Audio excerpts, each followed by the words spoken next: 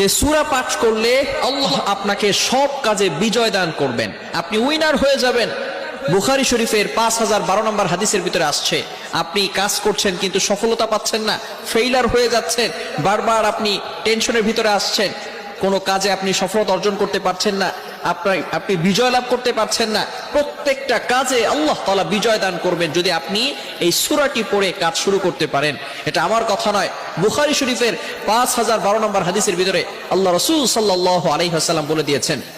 হযরতে আসলাম রাদিয়াল্লাহু তাআলা আনহু বলেন, একবার রাতের বেলা যুদ্ধে যাওয়ার সময়, রাতের বেলা যখন আল্লাহ রাসূল সাল্লাল্লাহু আলাইহি ওয়াসাল্লাম সফর করতেছিলেন, এমন সময় ওমর ইবনুল খাত্তাব রাদিয়াল্লাহু তাআলা আনহু রাসূল সাল্লাল্লাহু আলাইহি ওয়াসাল্লামকে প্রশ্ন করতে লাগলেন, ইয়া রাসূলুল্লাহ, ইয়া হাবিবাল্লাহ, এই ব্যাপারে আমাকে কিছু বলেন। রাসূল সাল্লাল্লাহু আলাইহি ওয়াসাল্লাম কিছুই বললেন না। ওমর ইবনুল খাত্তাব রাদিয়াল্লাহু তাআলা আনহু মনে মনে একটু কষ্ট পেলেন। দ্বিতীয়বার তিনি আবারও প্রশ্ন করলেন, রাসূল সাল্লাল্লাহু আলাইহি ওয়াসাল্লাম দ্বিতীয়বারও কোনো কথা বললেন না। তৃতীয়বার ওমর ইবনুল খাত্তাব রাদিয়াল্লাহু তাআলা আনহু আবারও প্রশ্ন করলেন, কিন্তু রাসূল সাল্লাল্লাহু আলাইহি ওয়াসাল্লাম কোনো উত্তর করলেন না, কোনো অ্যানসার করলেন না।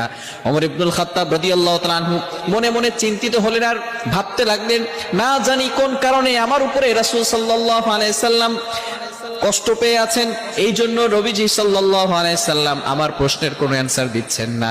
এই জন্য হঠাৎ করে যখন সফর একটু বিরতি থাকলো, ওমর ইবনুল খাত্তাব রাদিয়াল্লাহু তাআলা আনহু দূরে দাঁড়িয়ে রইলেন, মনটা ভীষণ খারাপ। আল্লাহ রাসূল সাল্লাল্লাহু আলাইহি সাল্লাম ওমর ইবনুল খাত্তাব রাদিয়াল্লাহু তাআলা আনহুকে ডাকলেন। ডাকার পরে রাসূল সাল্লাল্লাহু আলাইহি সাল্লাম বললেন, ওমর, আমি চুপ ছিলাম, তবে আল্লাহ তাআলা আমার উপরে এমন একটি সূরা নাজিল করে দিয়েছেন, যে ব্যক্তি এই সূরা পড়বে আল্লাহ তাআলা তার প্রত্যেকটা কাজে বিজয় দান করে দিবেন, প্রত্যেকটা কাজে বিজয় লাভ করতে পারবে। সেই সূরাটি হচ্ছে সূরাতুল ফাতহ। পবিত্র কোরআনুল কারীমের ভিতরে 48 নম্বর সূরা, 26 নম্বর পারার 10 নম্বর পৃষ্ঠার শুরু থেকে এই সূরাটা শুরু হয়েছে। এই সূরাটা পড়ে যদি আপনি ব্যবসার কাজে যান, আল্লাহ তাআলা সেই ব্যবসার কাজের ভিতরে বরকত দান করবেন, আপনাকে বিজয় দান করবেন। বিবাহ হচ্ছে না, যে বিয়েতে যদি কোনো ব্যক্তি সূরা পাঠ করে যায়, আল্লাহ তাআলা সেই বিবাহের ভিতরে তাকে বিজয় দান করবেন, তাকে উইনার করবেন, এবং সেখানে সে বেইজ্জতি হবে না, সেখানে সে কোনো প্রকার অপদস্থ হবে না। শুধু তাই নয়, প্রত্যেকটা জায়গায় যদি আপনি গাছ রোপণ করতে যান, যাওয়ার আগে যদি আপনি সূরাটা পড়েন, আল্লাহ তাআলা সেখানে বরকত নাজিল করবেন। এজন্য এই সূরা ফাতহ, ইন্না ফাতাহনা লাকা ফাতহাম মুবিনা লিয়াগফিরা লাকাল্লাহু মা তাকদ্দামা মিন যামবিক ওয়া মা তাআখার ওয়া ইউতিম্মা নি'মাতাহু আলাইকা ওয়া ইয়াহদিয়াকা সিরাতাম মুস্তাকিমা।